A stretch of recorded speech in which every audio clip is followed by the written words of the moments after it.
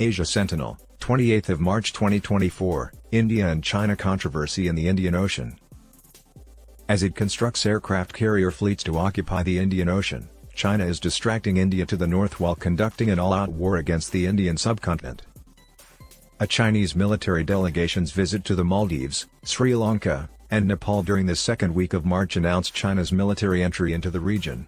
It exposed a significant realignment of regional geopolitics in Beijing's favor to India's increasing detriment.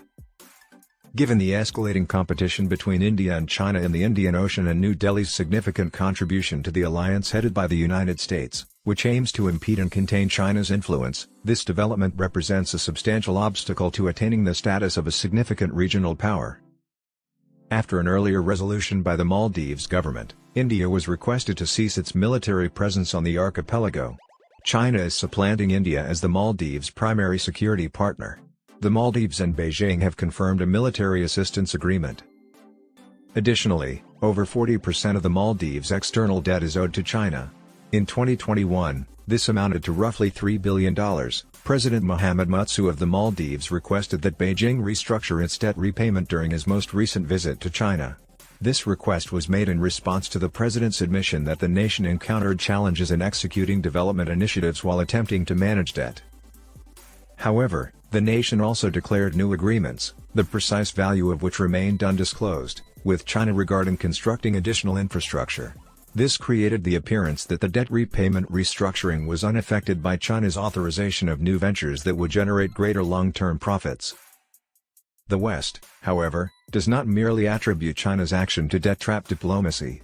The primary drivers of this phenomenon are India's increasing alignment with the United States in the Indo-Pacific region, India's aspirations to establish its exclusive sphere of influence in the area, and the regional states' mounting concerns regarding India's pro-Western geopolitics. Conversely, China's objectives oppose those of India and its extra-regional allies. As perceived by the Chinese, the aim is to establish extensive trade networks that originate domestically, thereby enabling Beijing to relocate its excess industrial capacity. The ultimate objective is establishing a geo-economic presence along these networks disproportionate to China's size, which is disastrous for nations such as India. Countries that, until recently, appeared to be firmly established in the Indian nexus are progressively withdrawing. After removing Gotabaya Rajapaksa from power in July 2022, Sri Lanka has increasingly aligned itself with China. Gotabaya's initial post-election visit following his victory in the 2019 presidential elections was to India. However, ever since assuming the presidency of Sri Lanka in 2022, Ranil Wickremesinghe has endeavored to reorient the nation's focus towards China. Although Ranil had previously been perceived as pro-Western, during his final tenure as Prime Minister from 2016 to 2019, the West made no concrete investments in the country. Although Ranil successfully obtained a $3 billion package from the International Monetary Fund, his regime continues to be more dependent on China than India in terms of non-IMF assistance. Ranil successfully negotiated a debt restructuring agreement with China amid the crisis, which significantly aided Sri Lanka in obtaining the second installment of a $2.9 billion bailout package that the IMF had previously authorized. China continues to out-invest in India, even though India extended a $4 billion offer to Sri Lanka in 2022. Modi has expressed New Delhi's intention to invest in Sri Lanka's energy sector. Sinopec, a Chinese state-owned oil corporation, was approved by Sri Lanka in late November to construct a refinery in the southern port of Hambantota. The undertaking, valued at $4.5 billion, would be the most significant investment in Sri Lanka since the economic crisis in 2022. Furthermore, this investment footprint stands in contrast to China's status as the foremost foreign lender to Sri Lanka, surpassing all other external actors in terms of investment. Nepal, like Sri Lanka and the Maldives, is a region where China seems to exert pressure on India. 2 weeks ago, when Prime Minister Pushpa Kejal replaced his pro-India coalition partner with the leader of the Communist Party of Nepal, KP Sharma Oil, an ardent pro-China ally, a significant glimpse emerged.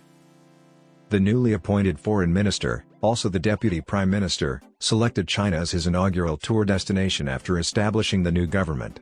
He will meet with officials of the Chinese Communist Party and discuss new business opportunities. In response to the forthcoming visit, Lin Jian, a spokesperson for China's foreign ministry, stated, China is prepared to collaborate with Nepal to leverage this occasion to advance the significant mutual understandings between the two countries' leaders, foster political trust, advance high-quality Belt and Road cooperation, broaden exchanges and cooperation across multiple domains, and strive for fresh advancements in the construction of a strategic partnership between China and Nepal. Additionally, Lin addressed the forthcoming sojourn of the Prime Minister of Sri Lanka, thereby strengthening the Indian Ocean region's reliance on Beijing. These nations have not renounced India in support of China and have no intention of doing so in the future. Sri Lanka, among others, will maintain its robust diplomatic relations with India. However, the emergent pattern indicates they are moving explicitly toward geopolitics with a greater regional focus. Although India is also a regional player, its position in the area is unmistakably linked to Washington. This is not a positive sign for some of these states, primarily due to the United States' engagement in the region being purely military. The United States has predominantly advocated for the Quadrilateral Dialogue, QUAD, as the focal point of its influence in the Indian Ocean. Although countries like Japan and India may find arrangements like the Quad indispensable due to their concerns over China's ascent, smaller states do not inherently benefit from such arrangements, nor do they effectively tackle their fundamental economic challenges. Numerous states in the region have developed apprehension regarding the geopolitical character of India, in large part due to this. India's enduring influence in nations such as Bhutan and Bangladesh notwithstanding, reports suggest that China is exerting pressure for an expeditious agreement regarding a territorial pact between China and Bhutan, negotiations for which commenced in late 2018. Modi is currently visiting Bhutan from India.